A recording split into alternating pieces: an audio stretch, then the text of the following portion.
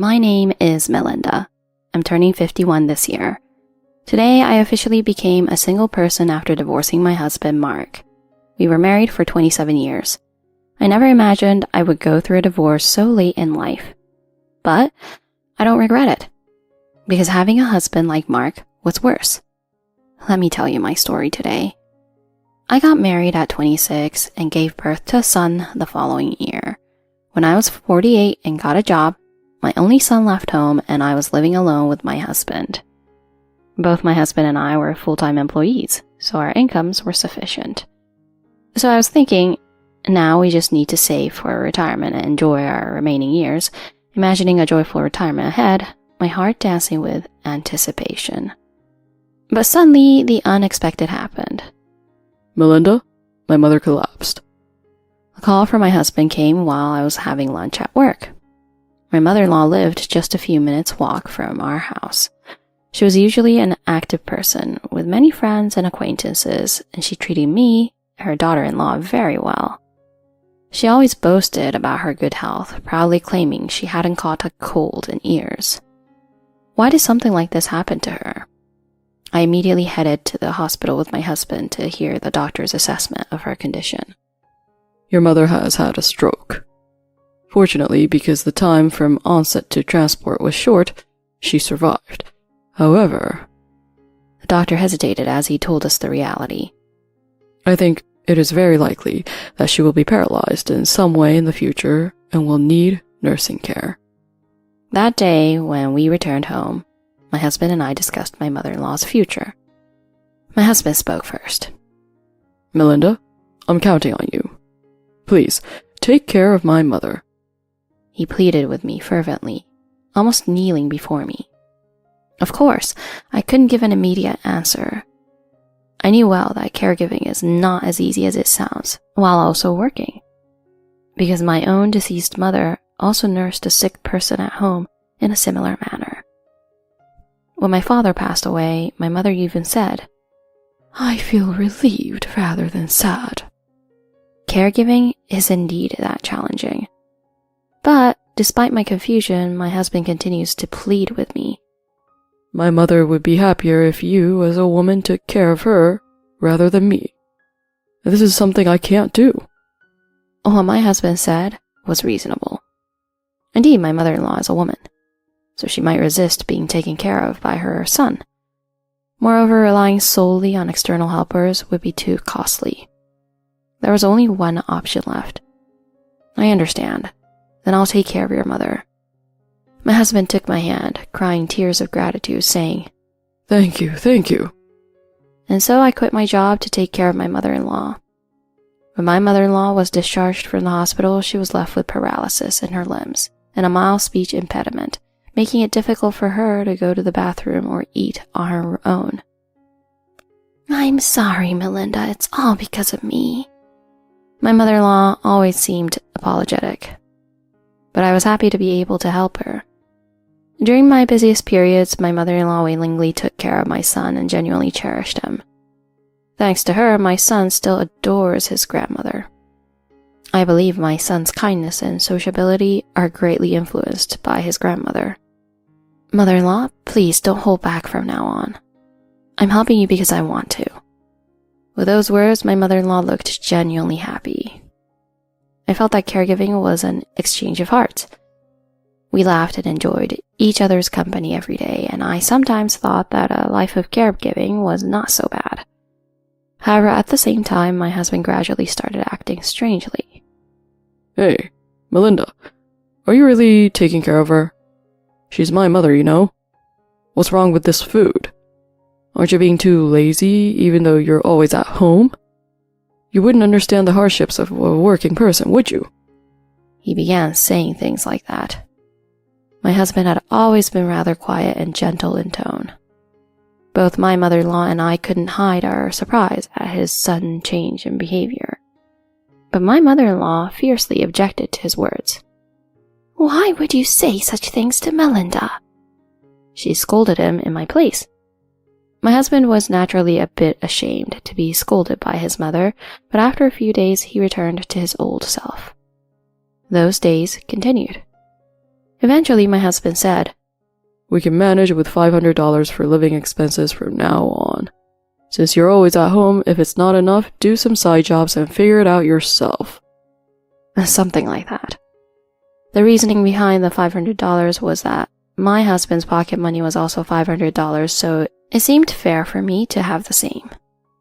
Reluctantly, when I tried to dip into the savings I had from when I was working, my mother-in-law said, "Melinda, please use my secret savings. Don't tell that child about it." She entrusted me with a bank book containing my father-in-law's inheritance. I declined such a thing out of guilt. "Please keep your savings for the future. That would be best." I stubbornly refused to accept it. My mother-in-law had always been on my side. She watched over me and cared for me as if she were my real mother. It was on a winter day, the third year of caregiving for her, that my mother-in-law passed away suffering from pneumonia. During the funeral, I couldn't stop crying more than my husband because I felt lonely being separated from my mother-in-law.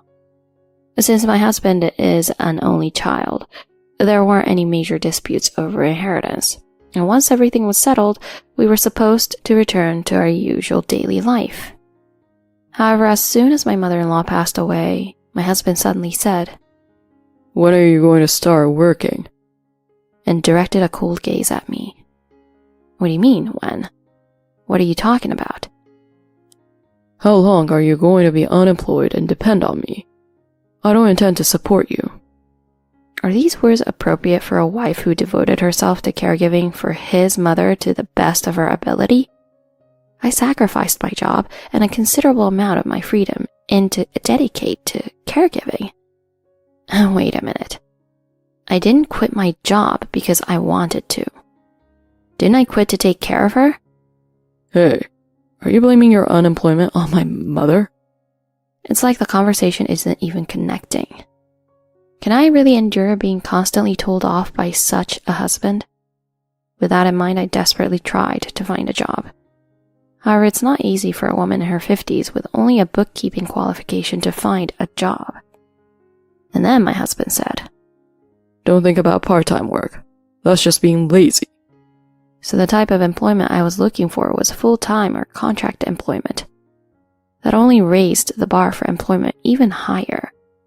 When I received rejection letters one after another and felt depressed at home, my husband said to me with a sidelong glance, "Do you really think there are companies out there hiring someone who's been unemployed for so long?"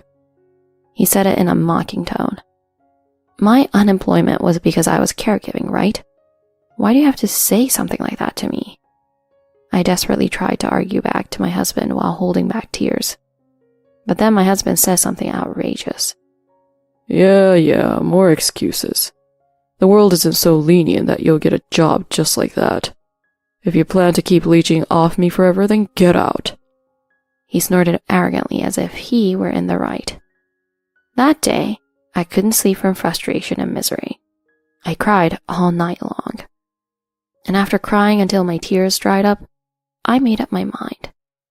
I should just leave such a husband. From then on, I stopped talking to my husband. To avoid his nagging, I took care of everything perfectly at home while diligently job hunting.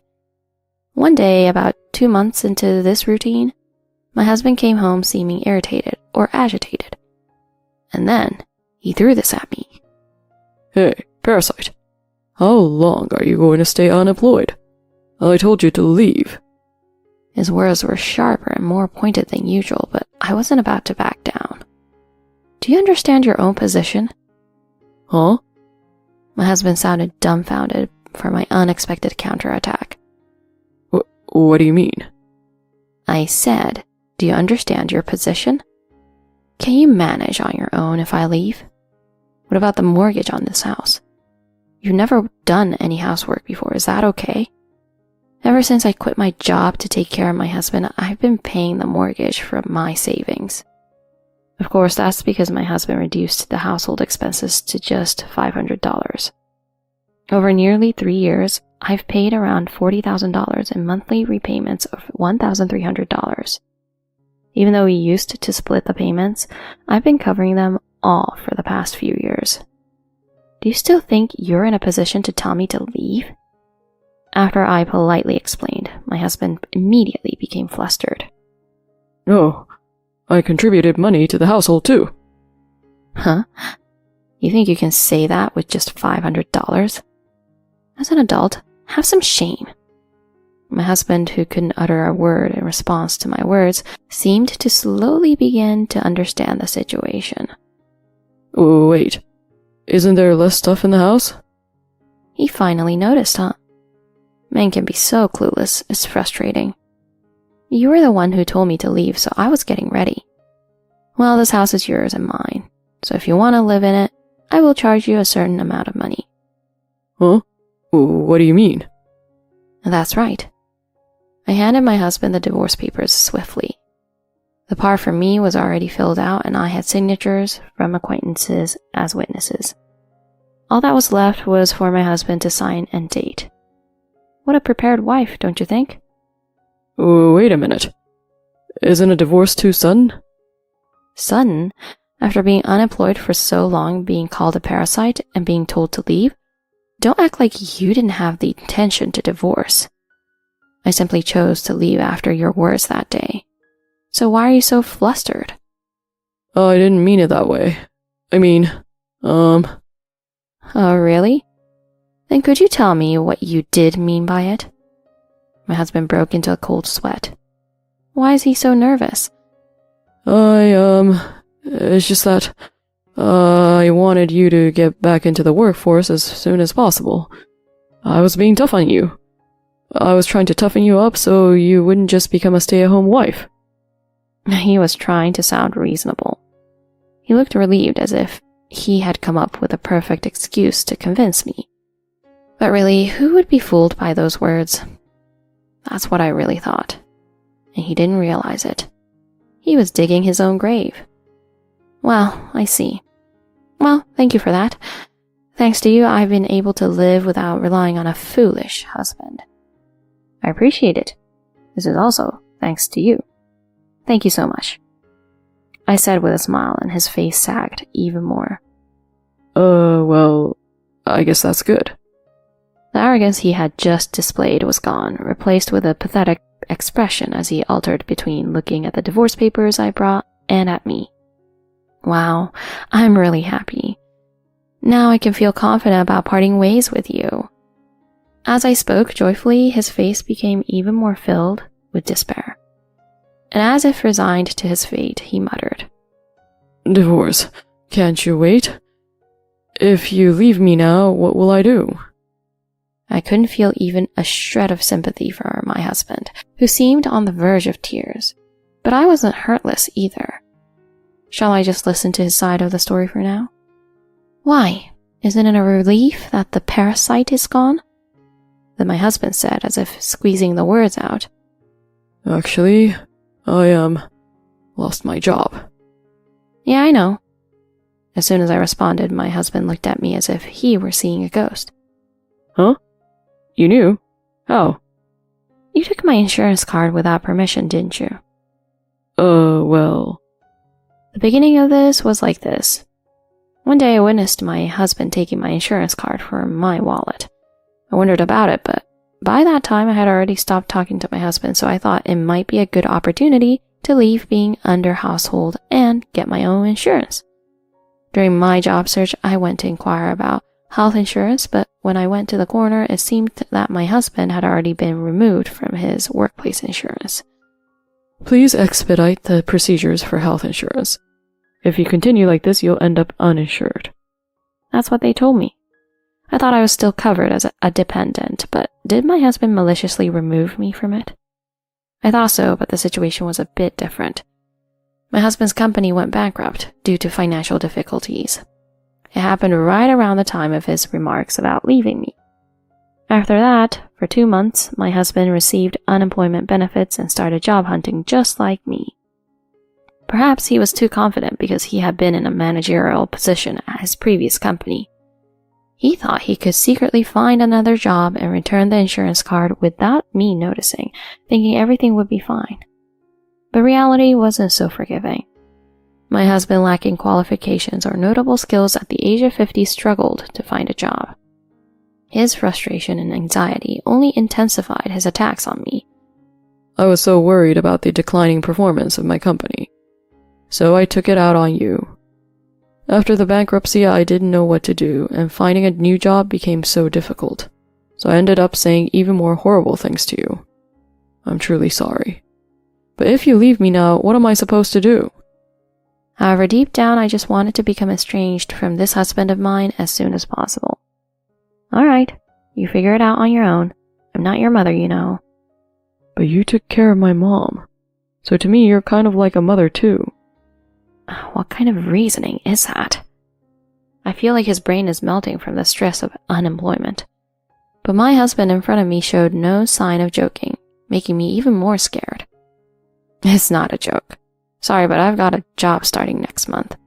It's going to take me an hour to get there, and I need to move. I don't have the luxury of taking care of you. Well then, goodbye. Leaving my husband in a daze, I packed my belongings into a suitcase and left the house. My husband and I divorced afterward. He had been resisting the divorce all along, but it was our son who managed to persuade him. I've heard the whole story, but it's your own fault, Dad. Stop making a fool of yourself, or Grandma will cry in heaven, so just stop it. My husband agreed to the divorce because of that one word from our son. I sold the house and paid off the loan. Since I paid more of the loan, I was to get all the remaining cash. It was my mother-in-law who paid most of the mortgage on the house while I was a caregiver, although she didn't tell my husband. That's because my mother-in-law wanted to help me. I hope you'll let me know if there's anything I can do to help. Moved by those words, I confessed that I was struggling with the mortgage payments. In response, my mother-in-law offered to use the money from her bank account to pay off the loan. Of course, to avoid exceeding the annual gift tax limit of $11,000, we adjusted it, and my mother-in-law ended up paying nearly $30,000 in total. So technically, the money left from paying off the loan might also belong to my husband. But my mother-in-law said this. This is a secret between you and me, Melinda. A woman should keep 1 or 2 secrets from her husband. So I've decided to keep this to myself and not tell anyone. Come to think of it, my mother-in-law once told me, keep your savings safe for a rainy day. Maybe she foresaw that this would happen. Or maybe I'm just overthinking things. As for my husband, he spent his meager savings and moved to a cheap apartment. I heard he's doing odd jobs while looking for a job. It's pathetic that he hardly had any savings, even though he only put $500 towards the house. He probably spent it all on gambling to vent his frustration from being unemployed. Thank you. I'm grateful because of you, I said to my son. Then my son started to speak a little awkwardly. Actually, I received a letter from Grandma just before she passed away. The handwriting was shaky, so I struggled to decipher it. It expressed gratitude towards you, Mom, and it said that if anything happened, I should protect you, Mom. I never imagined that my mother-in-law would give such a letter to her grandson. Come to think of it, she asked me to send letters and postcards a few times, but I never thought to look at the recipient because I thought it would be rude. My mother-in-law really cared about me, didn't she? I couldn't help but shed tears in front of my son. My son laughed with a comforting expression, saying, Hey, why are you suddenly crying? You're such a crybaby, Mom. His face resembled his grandma's, who always listened to my stories with a smile, and I couldn't hold back my tears again.